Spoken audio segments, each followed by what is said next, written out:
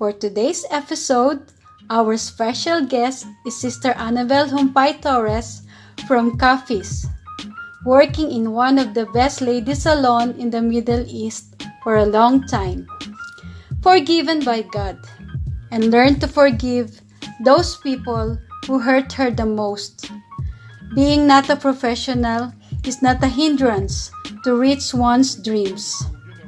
If you accept Jesus Christ as your Lord and Savior, you will experience the verse in the Bible, Proverbs 10:22. The blessings of the Lord makes one rich, and added no sorrow on it. Please listen to our Sister Annie. In John chapter 15 verse 16 to 17, you did not choose me, but I chose you, and appointed you that you should go and bear much fruit, and that fruit should abide, so that whatever you ask in the Father, in my name, He give it to you. These things I commanded you, so that you will love one another.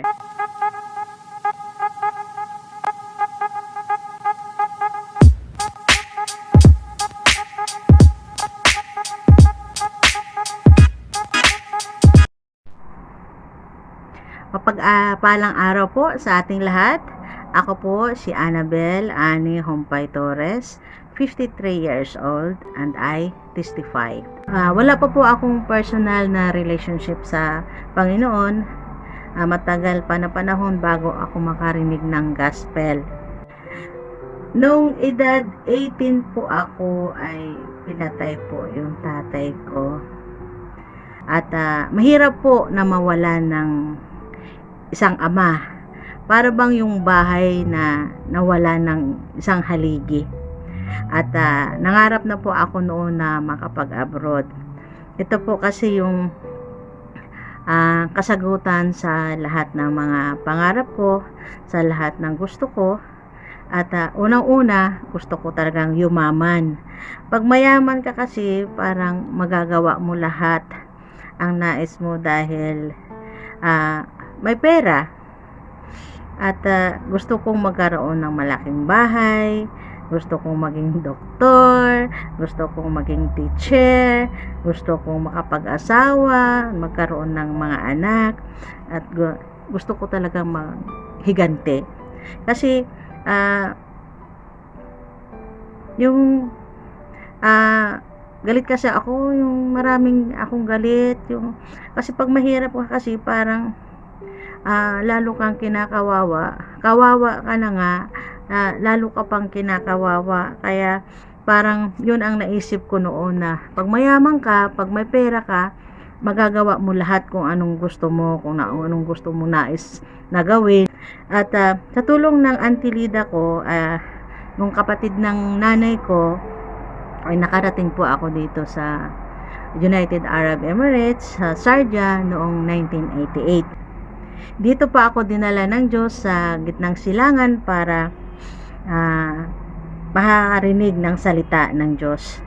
At maraming salamat sa buhay ni Sister Edna Manubag, sina Pastor John Pilio, sina Pastor Nanding Silverio, at iba pang mga kapatiran na hindi po sila talaga huminto para pumunta sa bahay.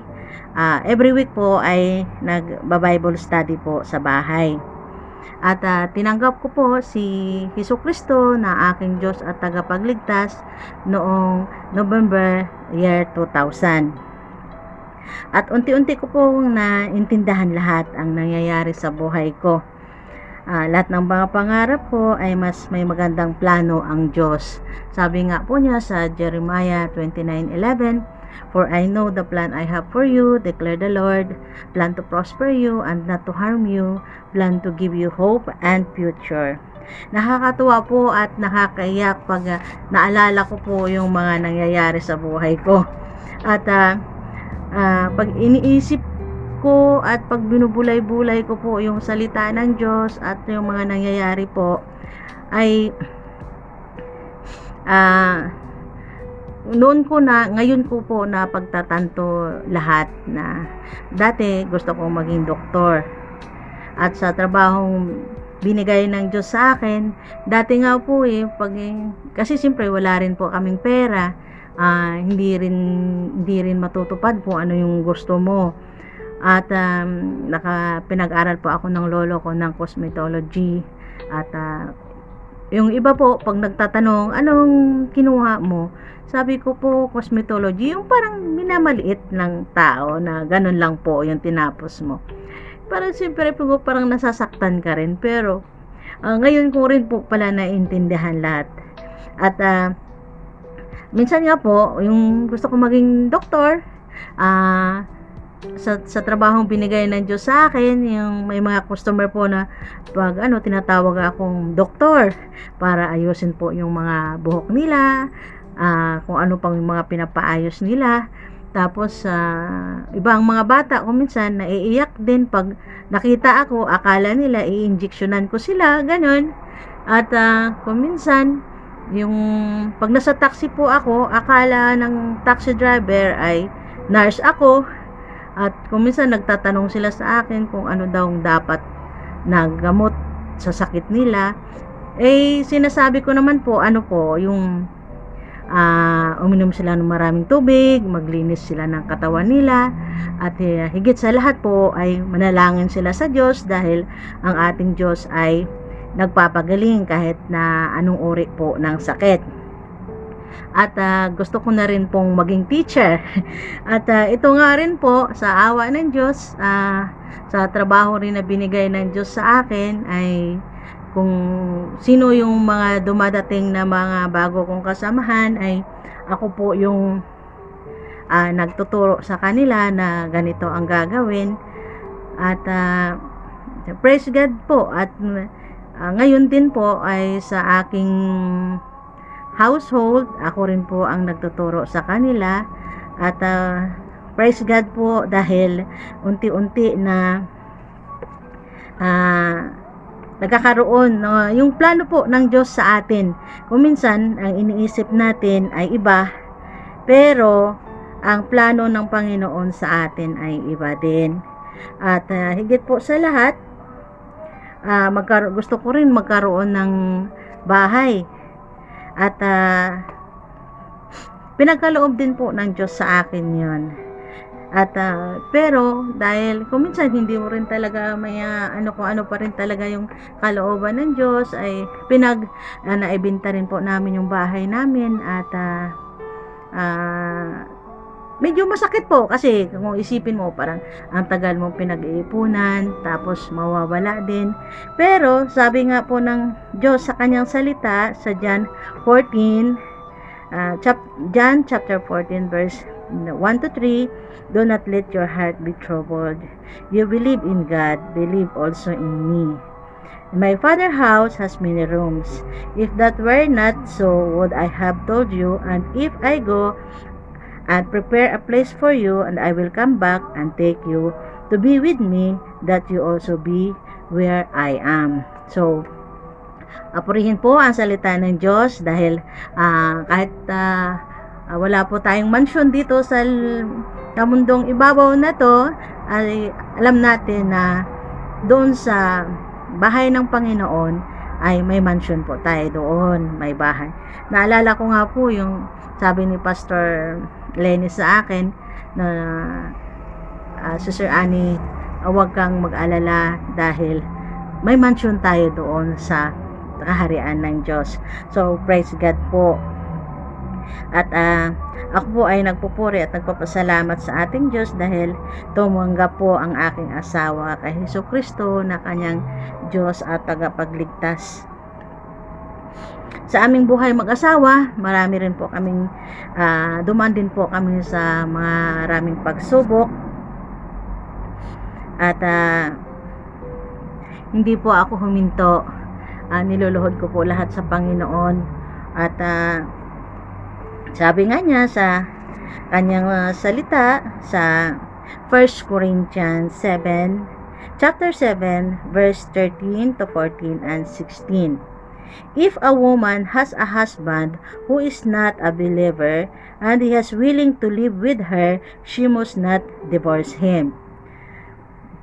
For the unbelieving husband has been sanctified through his wife, and the unbelieving wife has been sanctified through her believing husband. Otherwise your children would unclean, but as it is, they are holy. How do you know, wife, whether you save your husband, or how do you know, husband, whether you will save your wife? Kaya tayo pong mga wife, huwag tayong sumuko. Remember, we are a virtuous woman. At kung may mga kaibigan, mga kamag-anak tayong hindi pa nakakilala sa Diyos, ay na kanilang Diyos at tagapagligtas, ay huwag po tayong sumuko. Dati po, nag-uumpisa pa lang akong mag-share ng salita ng Diyos sa mga mahal ko sa buhay, sa pamilya ko, sa mga kamag-anak ko, at unti-unti po silang nawawala. May kanya-kanya po silang trabaho, kanya-kanyang dahilan kung saan, kung may mga gagawin daw sila o kung ano. Pero hindi po ako nawala ng pag-asa. Share lang po ako, share ng salita ng Diyos. At dumating din po yung pagkakataon na talagang ang Diyos na ang Diyos na yung gumawa ng hakbang para tumanggap po sila, at unti-unti rin nilang naiintindihan. Siguro kasi na dapat din bago tayo mag-share ng salita ng Diyos, kailangan may makikita din ang sinisiran natin sa buhay natin, kung paano kumikilos yung Diyos sa buhay natin. At ngayon po, nakakatuwa po dahil sila na po yung nagyayaya na magba-Bible study sa bahay. Pag nasa Pinas po ako, yung mga kapitbahay ko, yung mga kamag-anak ko, ako minsan po nagugulat na lang po ako na tatawagin nila ako na mag-pray. At nagba-Bible study kami sa bahay para yung parang gutom din po sila sa salita ng Diyos. At sana po ay tuloy-tuloy na gagamitin po ako ng Diyos to share the gospel. At maraming salamat din dahil papuri din pa rin sa Panginoon sa mga pangarap ko, na hindi rin po ako nag-asawa nga ako pero hindi kami biniyayaan ng anak ng Diyos. Pero nung una po medyo masama, medyo masakit sa pakiramdam dahil hindi ka nagkakaanak, pero sa ngayon okay lang din naman po. Okay lang din. Masaya naman ako dahil nagkaroon din ako ng 4 na anak-anakan, at lahat po sila ay nakatapos na sa kanilang pag-aaral, at pagkasama ko sila na nararamdaman ko na mahal din nila ako. Kaya praise God po, kasi ang lahat ng mga iniisip ko noon at iba sa mga iniisip ng Diyos. Kasi sabi nga po niya sa kanyang salita sa Isaiah chapter 55 verse 8, "For my thoughts are not your thoughts, nor your ways my ways, said the Lord." Ang lahat ng hinanakit ko sa buhay ay pinalitan ng pag-ibig. Ako po ay nagpatawad. At kasi noon nga, pero yung lahat ng sama ng loob, kung mahirap ka na, parang lalo kang kinakawawa, parang lalo kang pinahihirapan. Pero sabi nga ng Diyos, pinalitan niya po ng pag-ibig yung nang tinanggap ko si Kristo na aking Diyos at tagapagligtas, ay nagpatawad na rin po ako. Kasi sabi nga niya sa kanyang salita sa Romans chapter 12 verse 19 to 21, nang nabasa ko po to, napaiyak nga po ako kasi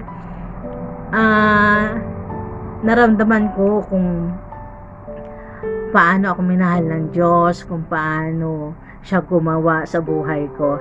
Sabi nga po niya sa kanyang salita sa Romans 12:19 to 21, "Huwag kayong maghigantihan mga iniibig, kundi bigyan ninyo ng daan ang galit ng Diyos, sapagkat nasusulat, akin ang paghihiganti. Ako ang gaganti, sabi ng Panginoon. Kaya't kung ang iyong kaaway ay nagugutom, pakainin mo. Kung siya'y nauuhaw, painumin mo. Sapagkat sa paggawa mo ng gayon ay mga baga ng apoy ang ibubunton mo sa kanilang ulo. Huwag kang padaig sa masama, kundi bagkus daigin mo ng mabuti ang masama. Mga kapatid, magpatuloy kayong magbasa ng Biblia at ito ang makakatulong sa ating lahat. At higit sa lahat, ang ating Diyos ay pag-ibig. Yun nga sabi niya sa John 3:16. Ito po yung paborito kong verse. Ganun na lamang po ang pag-ibig ng Diyos sa sanlibutan. Kaya binigay niya ang kanyang buntong na anak. At kung sino po ang nanampalataya sa kanya ay magkaroon ng buhay na walang hanggan. At ang pangako po ng Diyos sa atin na hindi niya tayo iiwan, hindi niya po tayo papabayaan. Sabi nga niya sa kanyang salita sa Isaiah 46:4, even though your age and gray hair, I am He who will sustain you. I have made you and I will carry you. At kung dumaan man po tayo sa mga maraming pagsubok, dapat tayong magalak. Sabi nga sa James 1:12, blessed is the man who remains steadfast under trials, and when he stood the test, he will receive the crown of life that God has promised to those who love Him.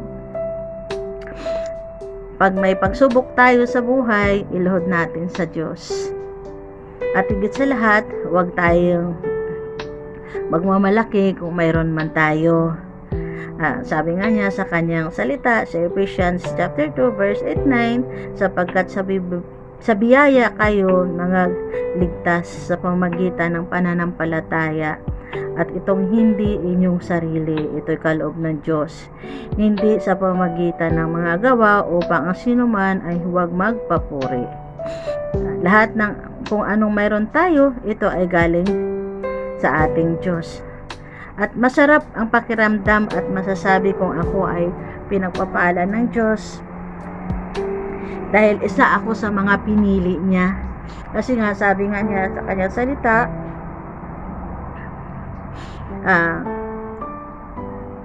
sa John chapter 15 verse 16-17, you did not choose me, but I choose you and appointed you that you should go and bear much fruit, and that fruit should abide, so that whatever you ask the Father in my name, He give it to you.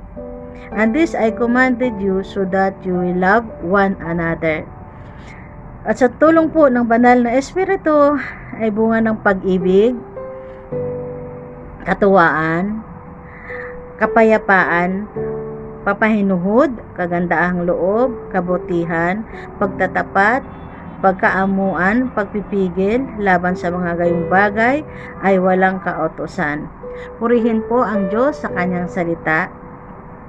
At maraming salamat po. God bless po. John 3:16-17. For God so loved the world that He gave His only begotten Son, that whoever believes in Him should not perish, but have everlasting life. For God did not send His Son into the world to condemn the world, but that the world through Him might be saved.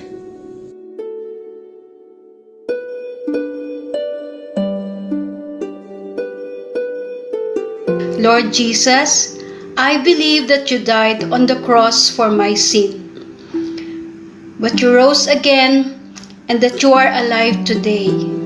Please forgive my sins. I receive you in my life as my Lord and Savior. Thank you for your love and saving me. Beginning today, help me to grow in grace and knowledge of our Lord Jesus Christ through your words in the Bible. In Jesus' name I pray, Amen. We would like to pray for you. Father, in the name of Jesus Christ, we pray for those who are watching now, that you will touch the deepest needs of their life. in health, in financial needs. I pray that you will feel the emptiness of their hearts, the longing of their soul that only you can satisfy. May you allow them to experience the greatness of you, your love, grace, and mercy. In Jesus' name, amen.